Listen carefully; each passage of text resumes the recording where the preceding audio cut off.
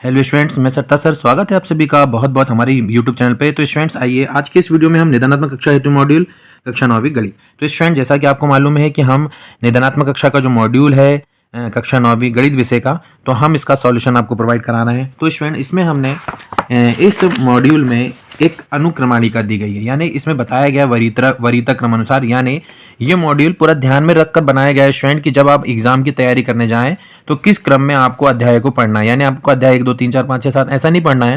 उन्होंने बताया है कि अध्याय 1 2 3 4 और उसके बाद जब आप 5वां अध्याय ना पढ़ के आप सीधे कौन सा अध्याय पढ़ लीजिए, 12 अध्याय। तो इसी क्रम में, क्योंकि हम निदानात्मक कक्षा हेतु मॉड्यूल कर रहे हैं स्टूडेंट, तो हम इसी क्रम में अध्यायों को सॉल्व करा रहे हैं। यानी हमने अध्याय 4 तक यहाँ तक हमने सॉल्व करा दिया है ना। 1 अंक वाले क्वेश्चन और इसके अंतर्गत जो क्वेश्चन है जो एग्जाम की दृष्टि से महत्वपूर्ण है, सारे क्वेश्चन हमने अध्याय 4 तक के कर लिए हैं। तो स्टूडेंट्स आज का हमारा जो वीडियो होगा इसके वरीयता क्रम के अनुसार अब हमको 4 अध्याय के बाद कौन से अध्याय को सॉल्व करना है, 12 अध्याय को सॉल्व करना है। ठीक है, तो इसी क्रम में आप भी सॉल्व करें स्टूडेंट, जो हम क्योंकि हम एग्जाम की तैयारी कर रहे हैं, ना कि सिलेबस या हम कोर्स को कंप्लीट कर रहे हैं।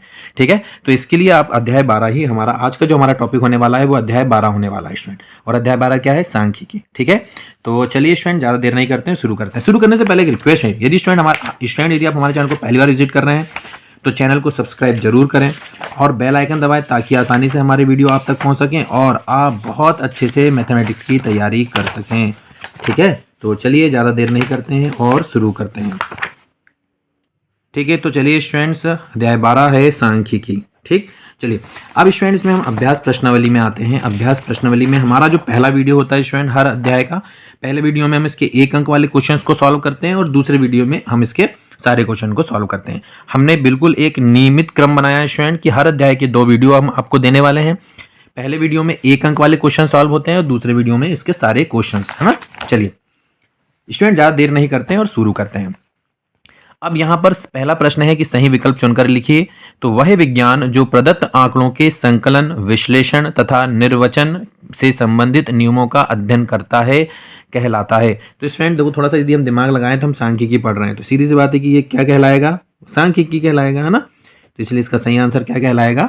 सांख्यिकी, जो कि सी नंबर पे हमको दिखाई दे रहा है। ठीक है, एक निश्चित उद्देश्य से एकत्रित किए गए तथ्यों या अंकों को जो संख्यात्मक या अन्य रूप में हो सकते हैं को क्या कहते हैं? उनको कहते हैं आंकड़े। तो कहां पर दिख रहा है हमको? ये ऑप्शन नंबर ए पे दिखाई दे रहा है स्टूडेंट।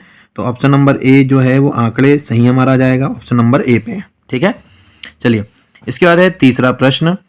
जब किसी स्रोत से जिसमें सूचनाएं पहले से ही एकत्रित है से आंकड़े प्राप्त किए गए हों, उन आंकड़ों को क्या कहा जाता है? यानी जिससे सूचनाएं पहले से एकत्रित हैं और वहां से यदि हम आंकड़े प्राप्त करते हैं तो उसको क्या कहते हैं?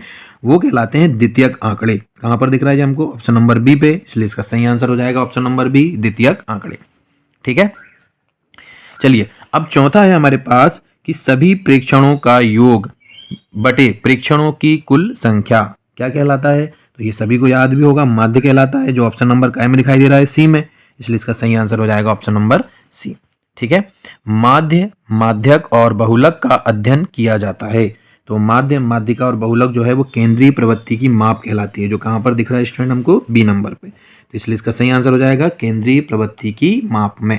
ठीक, चलिए छठवां है प्रेक्षणों का वह मान जो इसे ठीक 2 भागों में बांटता है क्या कहलाता है? यानी प्रेक्षणों का वो मान जो उसको 2 भाग में बांटता है वो क्या कहलाता है स्टूडेंट? तो वो माध्यक कहलाता है। तो वो कहां पर दिखाई दे रहा है हमको? ऑप्शन नंबर ए पे, इसलिए इसका सही आंसर हो जाएगा ऑप्शन नंबर ए। प्रथम 5 विषम प्राकृत संख्या का माध्य क्या होगा? प्रथम 5 हमको विषम प्राकृत संख्या लेना है। यदि हम प्रथम 5 विषम प्राकृत संख्या ले लें तो क्या हो जाएगा? 1 3 5 7 9, यही होगा प्रथम 5 विषम प्राकृत संख्याओं का माध्य। अब इनका यदि हम माध्य निकालेंगे तो माध्य क्या होगा? आंकड़ों का योग बटे आंकड़ों की संख्या। अब इनका आपको योग करना है और इसका आंकड़ों की संख्या निकालना है। तो इसका आंसर आने वाला है 5, और 5 कहाँ दिखाई दे रहा है स्टूडेंट? सी नंबर पे, इसलिए इसका आंसर हो जाएगा सी। ठीक है, अब इसमें है सबसे अधिक बार आने वाला प्रेक्षण होता है। तो स्टूडेंट किसी भी आंकड़े में जो प्रेक्षण बार बार आता है उसको बहुलक कहा जाता है। कहां पर दिखाई दे रहा है? सबसे अधिक बार आने वाला प्रेक्षण बहुलक कहलाएगा, जो कहां पर दिख रहा है? बी नंबर पे, इसलिए इसका सही आंसर क्या हो जाएगा स्टूडेंट? बी। ठीक है, यदि एम एन सम संख्या है तो माध्यक, सम संख्या होने पर माध्यक क्या होता है स्टूडेंट? तो वो होता है n/2 और n/2 2+1वें प्रेक्षण का माध्य। ये बिल्कुल सही है, सी नंबर का ऑप्शन इसका सही हो जाएगा। ठीक है, चलिए अब हमारे पास है 10वां नंबर का। यदि n विषम संख्या है तब माध्यक, अब विषम संख्या था, अब विषम संख्या है तो माध्यक जो होता है वो n+1/2 प्रेक्षण का मान होता है, जो कहाँ पर दिख रहा है हमको, बी नंबर पे दिख रहा है स्टूडेंट, तो इसलिए इसका सही आंसर हो जाएगा बी। ठीक, चलिए अब प्रश्न क्रमांक 2 है हमारे पास, रिक्त स्थानों की पूर्ति कीजिए। ठीक है, चलिए रिक्त स्थानों की पूर्ति कर लेते हैं। सबसे अधिक बार आने वाले प्रेक्षण को क्या कहते हैं, अब भी बताए थे स्टूडेंट हमने, क्या कहते हैं, सबसे अधिक बार आने वाले प्रेक्षण को कहा जाता है बहुलक। क्या कहा जाता है, बहुलक। ठीक, संख्या 7, 8 और 9 का माध्य कहलाएगा। जब एक क्रम में नंबर दिए जाएं तो बीच वाला ही माध्य होता है, निकालेंगे भी तो आंकड़ों का योग बटा आंकड़ों संख्या तो 8 ही आने वाला है, तो इसलिए इसका सही आंसर क्या हो जाएगा, 8। किसी वर्ग की उच्च सीमा और निम्न सीमा के अंतर को खालिस्तान कहते हैं। ये बड़ा महत्वपूर्ण प्रश्न है और अक्सर ये एग्जाम में आ जाता है। ठीक है, और इसको कहा जाता है परिसर। क्या कहा जाता है स्टूडेंट, परिसर। याद भी रखें इसको अच्छे से। ठीक है, एक निश्चित उद्देश्य से एकत्रित किए गए तथ्यों या अंकों को क्या कहते हैं, तो अब भी हमने बताया था स्टूडेंट कि ऐसे यदि हम इकट्ठा कर रहे हैं तो ऐसे जो अंक होंगे या तथ्य होंगे उसको क्या कहा जाएगा, आंकड़े कहा जाएगा। क्या कहा जाएगा, आंकड़े। तो इसका सही आंसर हो जाएगा आंकड़े। वर्ग अंतराल 80-90 में 80 वर्ग की खालिस्तान वर्ग सीमा है ना। तो अब इसमें 80-90 यदि वर्ग अंतराल है तो 80 को हम क्या बोलते हैं स्टूडेंट, इसको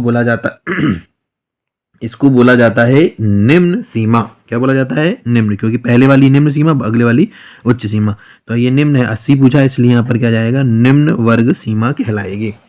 आंकड़ों को अवरोही या अवरोही क्रम में व्यवस्थित करने पर मध्य पद क्या कहलाता है, तो वो माध्यक कहलाता है। क्या कहलाता है, माध्यक या माध्यिका, है ना। तो आप दोनों वर्ड में से कोई भी लिख लें, माध्यिका भी लिख लेंगे तो वो सही होगा स्टूडेंट, है ना, इसमें घबराने वाली बात नहीं है।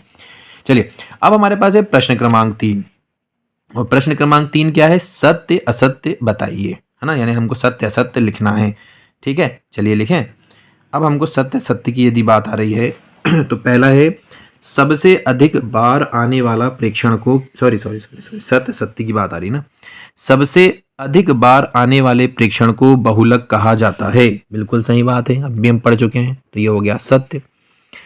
आंकड़ों के अधिकतम व न्यूनतम मानों के अंतर को आंकड़ों का परिसर कहते हैं। ये बात बिल्कुल सही है, अब भी हमने ऊपर खालिस्तान में भी देखें इसको कि उसको परिसर कहा जाता है। वर्ग अंतराल 50-60 में 50 वर्ग की उच्च वर्ग सीमा है। तो 50 जो कि तो निम्न वर्ग होना चाहिए, क्योंकि 60 उच्च वर्ग है और ये 50 को बोल रहा है उच्च वर्ग सीमा, इसलिए ये बात क्या हो गई, गलत हो गई। तो इसलिए यहाँ पर क्या लिख देंगे हम, असत्य।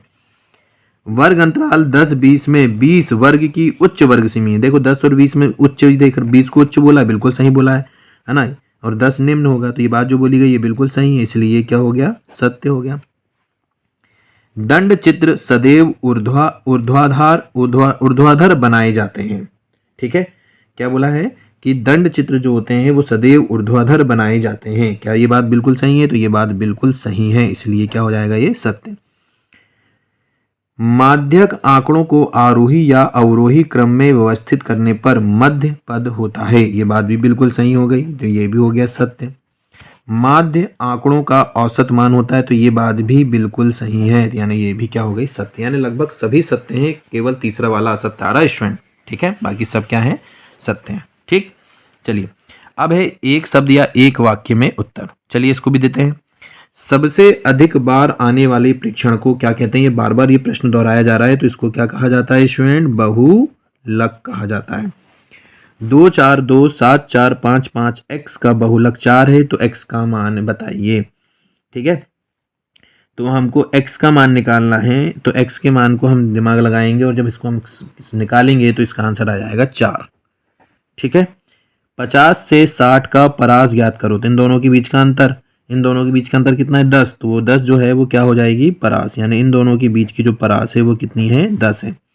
संख्या 3 4 5 का समांतर माध्य ज्ञात करो। एक बिल्कुल क्रम में लिखा है 3 4 5, तो बीच वाली संख्या ही उसका माध्य हो जाएगी, तो यहाँ पर जो माध्य आएगा समांतर माध्य वो क्या आ जाएगा, 4। हम ट्रिक बता रहे हैं स्टूडेंट इसमें, है ना। आंकड़े 5 3 1 9 7 का माध्यक क्या होगा, तो माध्यक निकालने के लिए सबसे पहले इसको आरोही या अवरोही क्रम में जमाया जाता है स्टूडेंट, तो हम इसको आरोही या अवरोही क्रम में जमाएंगे तो क्या हो जाएगा, ये इसको आरोही अवरोही क्रम में जमाएंगे तो इसको हो जाएगा, सबसे पहले 1 आएगा, फिर 3 आएगा, फिर 5 आएगा, फिर 7 आएगा, फिर 9 आएगा। माध्यक मतलब बीज वाला पद, तो बीज वाले पद क्या दिख रहा है 5, तो इसका माध्यक जो आएगा वो 5 आ जाएगा, है ना। बीज वाले पद का मान मतलब माध्यक क्या मिल गया हमको 5 मिल गया। ठीक है, चलिए अब इसके बाद है आंकड़ों का औसत मान क्या है। आंकड़ों का औसत मान क्या होता है, ये हमको क्या कहलाता है, तो आंकड़ों का औसत मान यानी उसको हम कहते हैं माध्यक। क्या कहते हैं, सॉरी माध्य कहते हैं। क्या कहते हैं, आंकड़ों का औसत मान क्या कहलाता है, तो वो माध्य कहलाता है। ठीक है, केंद्रीय प्रवृत्ति की माप कौन कौन सी है, तो केंद्रीय प्रवृत्ति की 3 माप है। तो केंद्रीय प्रवृत्ति की माप जो है वो माध्य है, ठीक है, माध्यक है, माध्य, माध्यक और बहुलक, ये तीनों अपन को याद रखना है स्टूडेंट। माध्य, माध्यक और बहुलक, ये 3 जो है ये केंद्रीय प्रवृत्ति की माप होती है। ठीक है, माध्य, माध्यक और बहुलक। ठीक है, कोई दिक्कत। चलिए तो स्टूडेंट उम्मीद करते हैं कि ये वाले प्रश्न भी आपको क्लियर हो गए होंगे। चलिए हम आगे बढ़ते हैं। अब हमारे पास आता है सही जोड़ी बनाइए। ठीक है, चलिए स्टूडेंट तो सही जोड़ी बना लेते हैं। अब